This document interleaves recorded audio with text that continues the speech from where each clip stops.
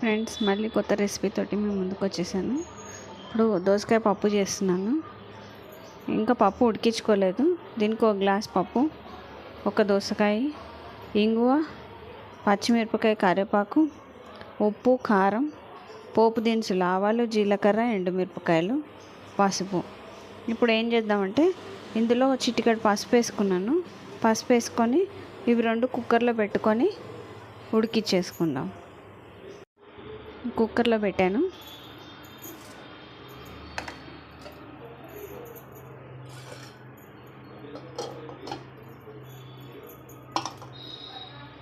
కుక్కర్లో పెట్టి మూత పెడదాం.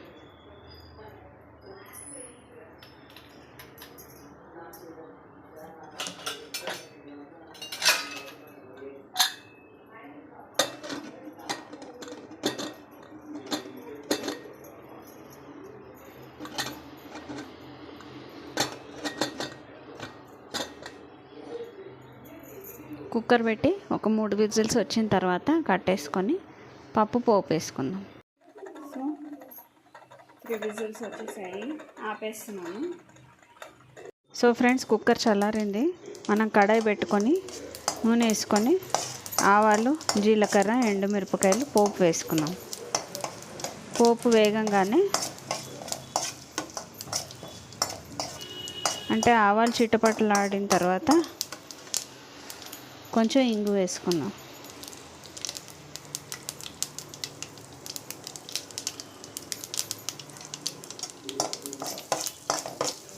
ఇంగు వేసుకున్న తర్వాత మనం ఉడికించి పెట్టుకున్న దోసకాయ ముక్కలు ఇందులో వేసేసుకున్నాం.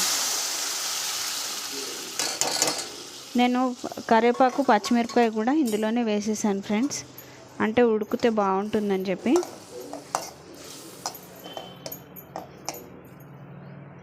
సో ఇప్పుడు ఇందులో మనం ఉంచుకున్న పసుపు,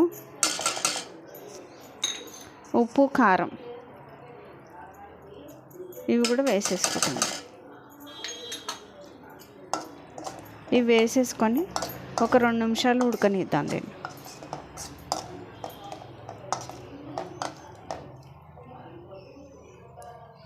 దోసకాయ ముక్క ఇట్లాగే ఉంది, ఉడకలేదు అనుకుంటారేమో.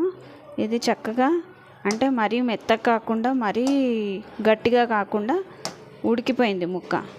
ఇదిగోండి, ఈజీగా కట్ అయిపోతుంది. సో దోసకాయ ముక్కలు కొంచెం ఇట్లా ఉంటే బాగుంటుందని చెప్పి పెద్ద పెద్ద ముక్కలు కట్ చేసుకున్నాను ఫ్రెండ్స్ నేను.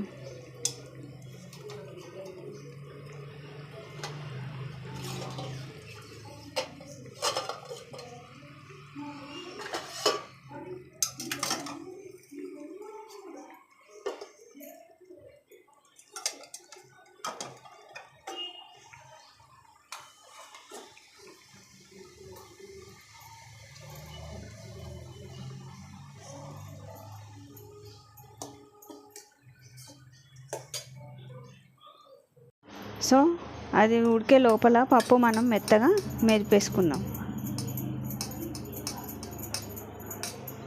మెదిపేసుకొని అది ఉడికిన తర్వాత అది 2 నిమిషాలు అయిన తర్వాత ఇది అందులో వేసుకోవచ్చు. మెత్తగా చేసేసుకున్నాను పప్పు. అంటే మరీ మెత్తగా పేస్ట్ లాగా చేయట్లేదు, కొంచెం పప్పు కనిపించేటట్టుగా ఉంటేనే పప్పు బాగుంటుంది. ఇదిగోండి ఫ్రెండ్స్, ఉడకబట్టేసింది చూసారా. ఇప్పుడు ఈ పప్పుని ఇందులో వేసేసుకుంటున్నాం.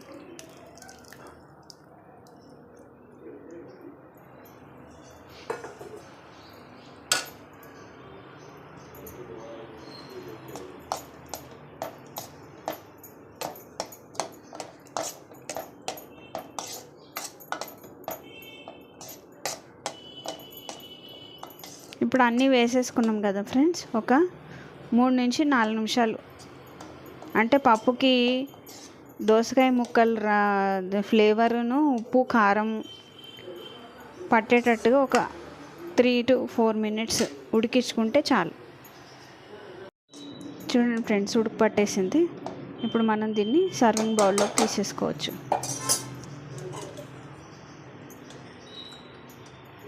ఇదిగోండి చూసారా, ఉడికి పట్టేసింది. ఇప్పుడు దీన్ని సర్వింగ్ బౌల్లోకి తీసేసుకుందాం.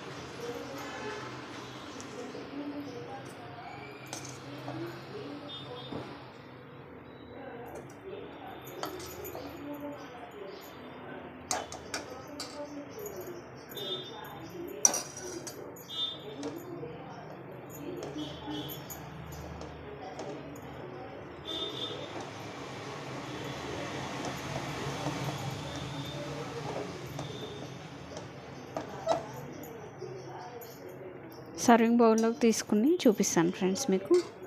ఫ్రెండ్స్, మన దోసకాయ పప్పు రెడీ అయింది. సో మీరు కూడా ఈ దోసకాయ పప్పుని ట్రై చేయండి.